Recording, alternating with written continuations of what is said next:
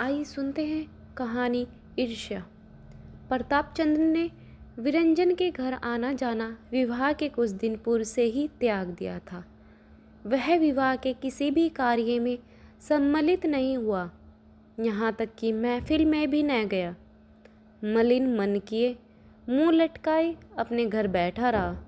मुंशी संजीव लाल, सुशीला, स्वामा सब विनती करके हार गए, पर उसने बारात की ओर दृष्टि न फेरी।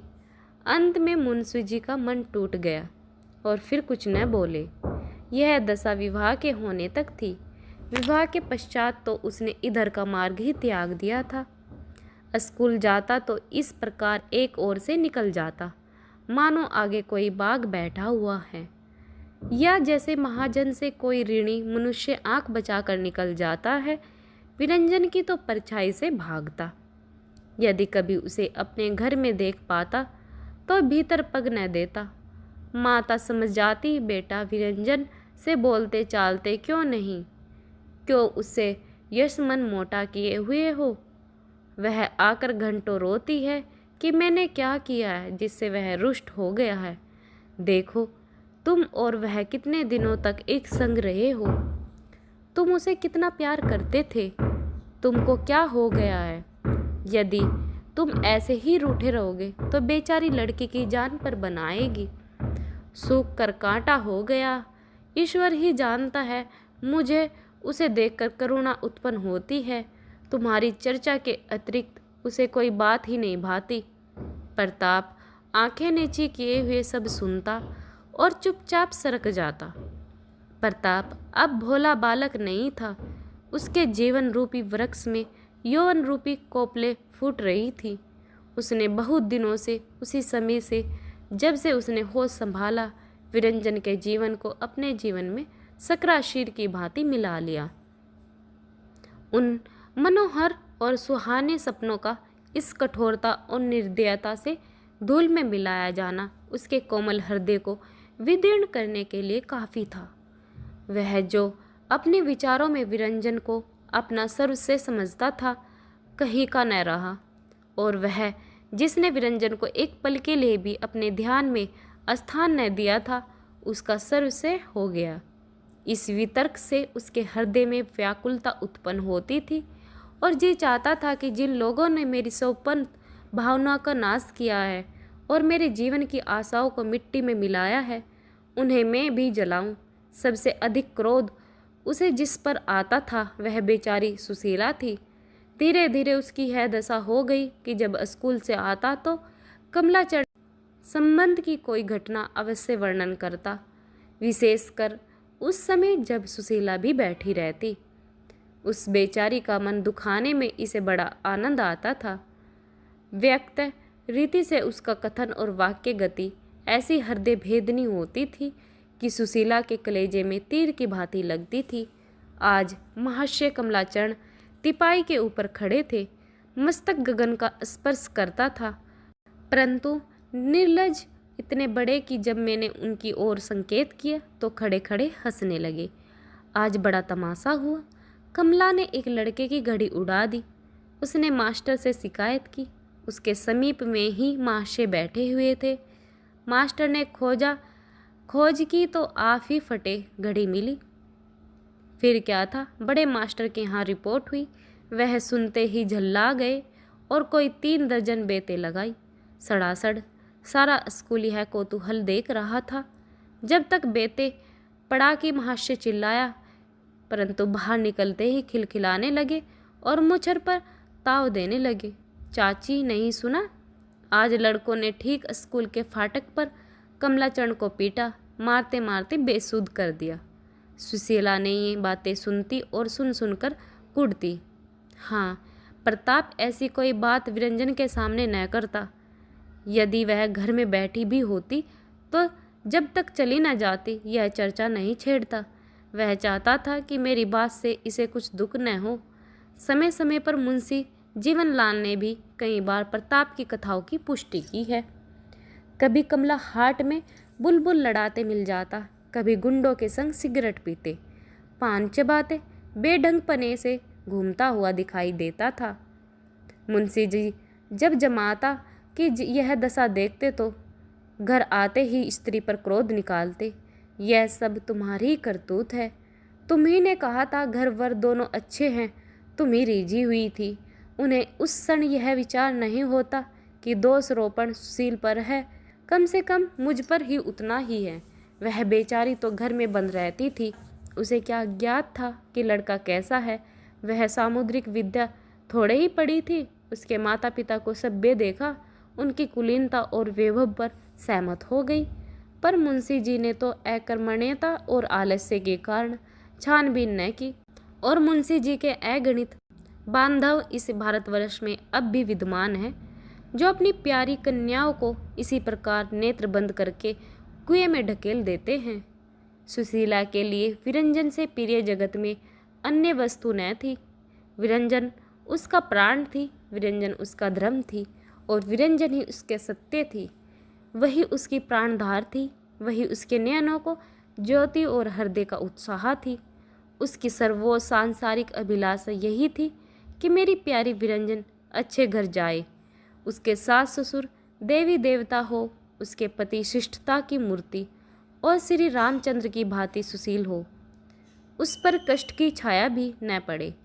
उसने मर मर कर बड़ी मिन्नतों से यह पुत्री पाई थी, और उसकी इच्छा थी कि इन रसीले नयनों वाली अपनी भोली भाली बाला को अपने मरण पर्यंत आंखों से अदृश्य न होने दूंगी। अपने जामाता को भी यही बुलाकर अपने घर रखूंगी। जामाता मुझे माता कहेगा, मैं उसे लड़का समझूंगी। जिस हृदय में ऐसे मनोरथ हो, उस पर ऐसी दारुण और हृदय विदारणी बातों का जो कुछ प्रभाव पड़ेगा प्रकट है। हाँ, हंत दीना सुशीला के सारे मनोरथ मिट्टी में मिल गए। उसकी सारी आशाओं पर ओस पड़ गई। क्या सोचती थी और क्या हो गया। अपने मन को बार बार समझाती कि अभी क्या है, जब कमला सयान हो जाएगी तो सब बुराइयां स्वयं त्याग देना। एक निंदा का घाव भरने नहीं पाता था कि फिर कोई नवीन घटना सुनने में आ जाती। इस प्रकार आघात पर आघात पड़ते गए। हाय, नहीं मालूम विरंजन के भाग्य में क्या बंधा है। क्या यह गुण की मूर्ति, मेरे घर की दीप्ति, मेरे शरीर का प्राण इस दुष्कृत मनुष्य के संग जीवन व्यतीत करेगी? क्या मेरी श्यामा इसी गिद्ध के पाले पड़ेगी? यह सोचकर सुशीला रोने लगती है, घंटों रोती रहती। पहले विरंजन को कभी कभी डांट डपट भी दिया करती थी, अब भूल कर भी कोई बात नहीं कहती। उसका मुंह देखते ही उसे याद आ जाती है, एक क्षण के लिए भी उसे सामने से अदृश्य न होने देगी। यदि जरा देर के लिए वह स्वामा के घर चली जाती तो स्वयं पहुंच जाती। उसे ऐसा प्रतीत होता मानो कोई उसे छीन कर ले भागता है, जिस प्रकार वादिक की छुरी के तले अपने बछड़े को देखकर गाय का रोम रोम कांपता है। उसी प्रकार विरंजन का दुख का ध्यान करके सुशीला की आंखों में संसार सोना हो जाता है। इन दिनों निरंजन को पल भर के लिए नेत्रों से दूर करते उसे वह कष्ट और व्याकुलता होती जो चिड़िया को घोंसले से बच्चे के खो जाने पर होती है। सुशीला एक तो यूं ही जीर्ण रोगिणी थी, उस पर भविष्य की असाध्य चिंता और जलन ने उसे और धुला डाला। निंदाओं ने कलेजा छली कर दिया। 6 माह से भी बीत न पाए कि क्षय रोग के चिन्ह दिखाई दिए। प्रथम तो कुछ दिनों तक साहस करके अपने दुख को छिपाती रही, परंतु कब तक रोग बढ़ने लगा और वह शक्तिहीन हो गई। चारपाई से उठना कठिन हो गया। वैद्य और डॉक्टर औषधि करने लगे। विरंजन और श्यामा दोनों रात दिन उसके पास बैठी रहती। विरंजन एक पल के लिए उसकी दृष्टि से ओझल नहीं होती। उसे अपने निकट न देखकर सुशीला बेसुध सी हो जाती और फूट फूट कर रोने लगती। मुंशी संजीवन लाल पहले तो धैर्य के साथ दवा करते रहे, पर जब देखा कि किसी उपाय से कुछ लाभ नहीं होता और बीमारी की दशा दिन पर दिन निष्कृष्ट होती जाती, तो अंत में उन्होंने भी निराशा का उद्योग ले लिया, साहस कम कर दिया। आज से कई साल पहले जब सुआमा बीमार पड़ी थी, तब सुशीला ने उसकी सेवा में पूर्ण परिश्रम किया था। अब सुआमा की बारी आई। उसने पड़ोसी और भगनी के धर्म का पालन भलीभांति किया। रुगण सेवा में अपने गृह कार्यों को भूल सी गई। दो 3 दिन तक प्रताप से बोलने की नौबत न आई।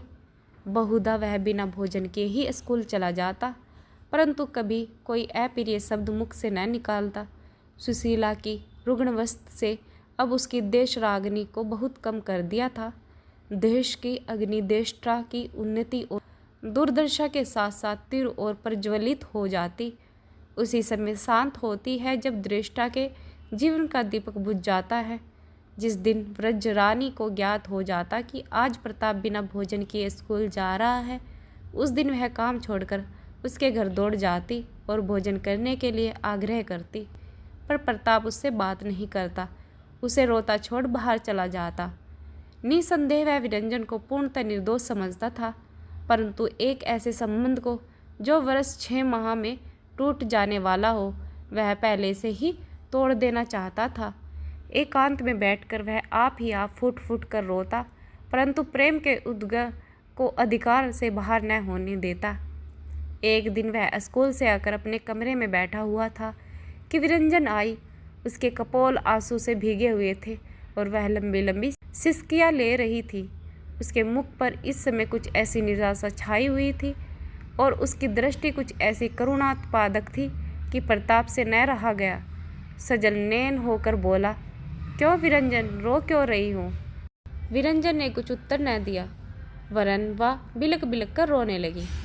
प्रताप का गांभीर्य जाता रहा। वह निसंकोच होकर उठा और विरंजन की आंखों से आंसू पोंछने लगा। विरंजन ने सवर संभाल कर कहा, लल्लू, अब माता जी न जिएगी, मैं क्या करूं? यह कहते कहते फिर सिसकियां उभरने लगी। प्रताप यह समाचार सुनकर स्तब्ध हो गया। दौड़ा हुआ विरंजन के घर गया और सुशीला की चारपाई के समीप खड़ा होकर रोने लगा। हमारा अंत समय कैसा धन्य होता है। वह हमारे पास ऐसे ऐसे हितकारियों को खींच लाता है जो कुछ दिन पूर्व हमारा मुख नहीं देखना चाहते थे और जिन्हें इस शक्ति के अतिरिक्त संसार की कोई अन्य शक्ति पराजित नहीं कर सकती थी। हाँ, यह समय ऐसा ही बलवान और बड़े बड़े बलवान शत्रुओं को हमारे अधीन कर देता है, जिन पर हम कभी विजय नहीं प्राप्त कर सकते थे, उन पर हमको ऐसे में विजयी बना देता है। जिन पर हम किसी शत्रु से अधिकार नहीं पा सकते थे, उन पर समय और शरीर की शक्तिहीन हो जाने पर भी हमको विजय बना देता है। आज पूरे वर्ष भर पश्चात प्रताप ने इस घर में पदार्पण किया। सुशीला की आंखें बंद थी, पर मुखमंडल ऐसा विकसित था जैसे प्रभात काल का कमल। आज भोर से ही वह रट लगाए हुए थी कि लल्लू को दिखा दो। सुआमा ने इसलिए विरंजन को भेजा था। सुआमा ने कहा, बहन आंखें खोलो, लल्लू खड़ा है। सुशीला ने आंखें खोल दी और दोनों हाथ प्रेम बाहुल्य से फैला दिए। प्रताप के हृदय से विरोध का अंतिम चिन्ह भी विलीन हो गया। यदि ऐसे काल में कोई मतसर का मेल रहने दे तो वह मनुष्य कहलाने का हकदार नहीं है। प्रताप सच्चे पुत्र तब भाव से आगे बढ़ा और सुशीला के प्रेमांक में जा लिपटा। दोनों आधे घंटे तक रोए। सुशीला उसे अपने दोनों बाहों में इस प्रकार दबाए हुए थी मानो वह कहीं भागा जा रहा है। वह इस समय अपने धिक्कार दे रहा था कि मैं ही इस दुखिया का प्राणहारी हूँ। मैंने ही देश दुरावेग के वशीभूत होकर इसे इस गति को पहुँचाया। मैं ही इस प्रेम की मूर्ति का नाशक हूँ। ज्यों ज्यों यह भावना उसके मन में उठती, उसकी आंखों से आंसू बहते। निदान सुशीला बोली, लल्लू, अब मैं 2-1 दिन की और मेहमान हूँ। मेरा जो कुछ कहा सुना हो क्षमा करो। प्रताप का सवर उसके वश में नहीं था, इसलिए उसने कुछ उत्तर नहीं दिया। सुशीला फिर बोली, न जाने क्यों तुम मुझसे रुष्ट हो। तुम हमारे घर नहीं आते, हमसे बोलते नहीं। जी तुम्हें प्यार करने को तरस तरस कर रह जाता है, पर तुम मेरी तनिक भी सुधि नहीं लेते। बताओ, अपनी दुखिया चाची से क्यों रुष्ट हो? ईश्वर जानता है मैं तुमको सदा अपना लड़का समझती रही। तुम्हें देखकर मेरी छाती फूल उठती थी। यह कहते कहते निर्बलता के कारण उसकी बोली धीमी हो गई, जिस स्थिति के आहत से विस्तार में उड़ने वाले पक्षी की बोली प्रतिक्षण माध्यम हो जाती, यहाँ तक कि उसके शब्द का ध्यान मात्र शेष रह जाता है। इसी प्रकार सुशीला की बोली धीमी होते होते केवल स्यान स्यान रह गई।